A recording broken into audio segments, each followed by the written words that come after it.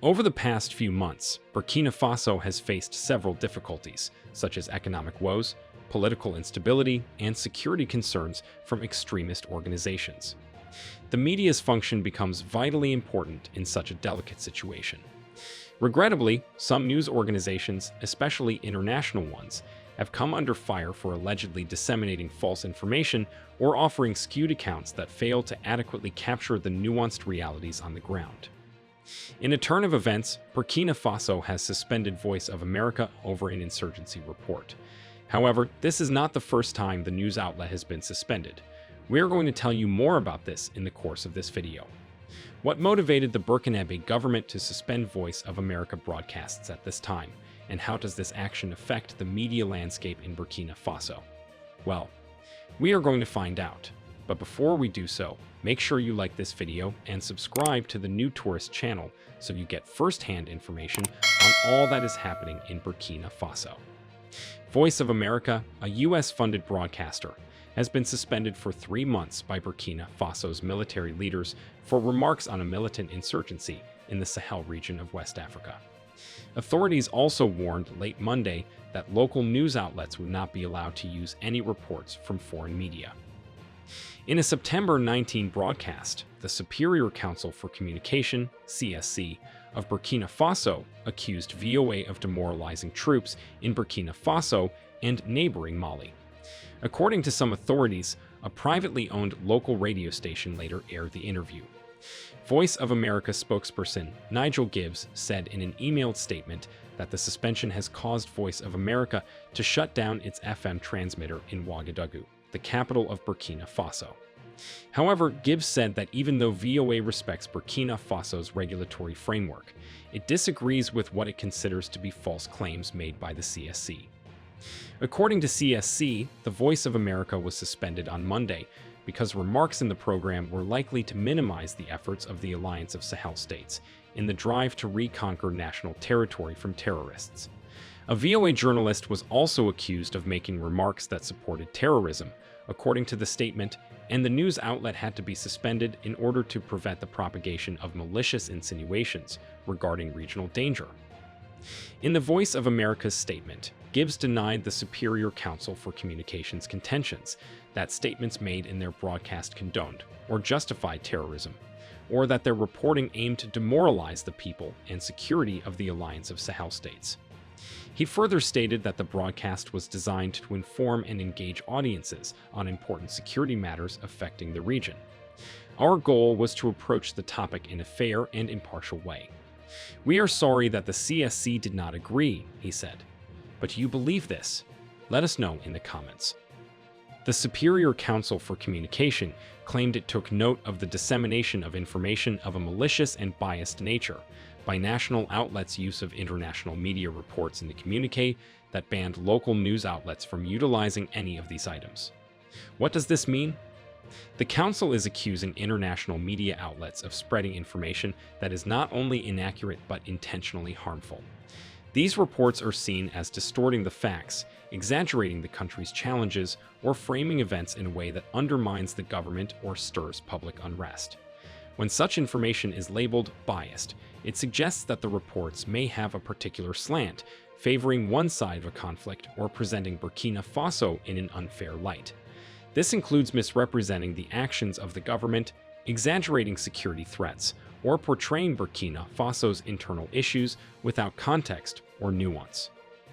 In the communique, which did not specifically mention the Voice of America, the CSC said such reports tend to insidiously apologize for terrorism. The Voice of Africa claimed in one of its articles online that the phone number listed online for the CSC was not working.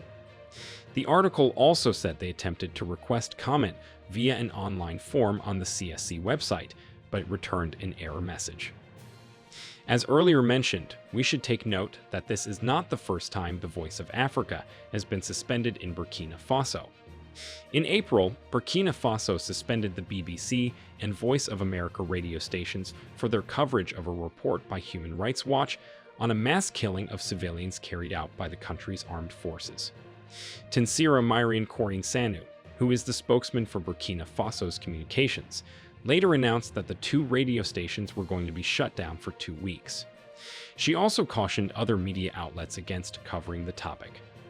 This suspension reduced the BBC ability to reach audiences with independent and accurate news, but they said they were going to continue to report on the region in the public interest and without fear or favor. Bear in mind that military-ruled Burkina Faso has in recent months suspended other Western news outlets, including the French television broadcasters LCI and France 24, French radio broadcaster Radio France Internationale, the French daily newspaper Le Monde, and the French magazine Jeune Afrique. This proves one thing. These news outlets are on a wave to make Traoré look bad. The question we should be asking ourselves is, why are these channels always the ones to be suspended, and why are the French always involved? The hunt for reliable information is proving more difficult than ever, and the public must be resourceful in order to gather credible factual data. More than half of young internet users have already been fooled by fake news. One thing to keep is that the recent suspension of local news outlets from using international media reports in Burkina Faso will likely have several key effects on the country's media landscape, impacting both how information is disseminated and the role of media in society. Though we see where Traoré is coming from with all this, preventing local outlets from utilizing some reports from international media is limiting access to different perspectives and global coverage of events in Burkina Faso. However, some people are in support of these suspensions. They believe some of these news outlets go beyond what they ought to report. Do you share this thought too? All this is happening at a time when Burkina Faso's leadership has publicly accused foreign powers of deliberately exacerbating the security crisis in the Sahel by covertly sponsoring terrorism. The allegations brought to light a persistent problem that has plagued the area for many years: Western interventionism and its effects on African countries that are becoming unstable. The claims made by President Traoré raise serious concerns on how outside powers prolong conflict, take advantage of regional instability for their own strategic and financial advantage, and contribute to the humanitarian disaster that is developing in the Sahel. President Ibrahim Traoré has not held back from making contentious choices and using audacious language since taking office.